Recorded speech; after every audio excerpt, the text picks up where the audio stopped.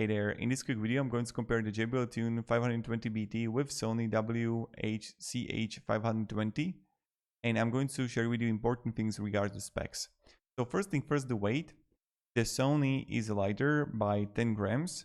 Then the battery life is better for the JBL Tune. You're gonna have 57 hours comparing to Sony 50 hours.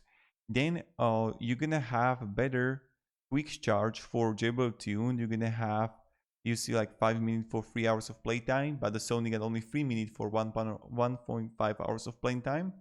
The driver size is better for JBL Tune. The Bluetooth version is better for JBL Tune. The sound technology is better for the Sony. You're gonna have the DSEE sound enhancement. Then both you have the multi-point connection. Also, additional features, you can have JBL headphones and voice aware. It can be like possible better for the JBL, and the price is potentially cheaper. Really depends where you're buying it.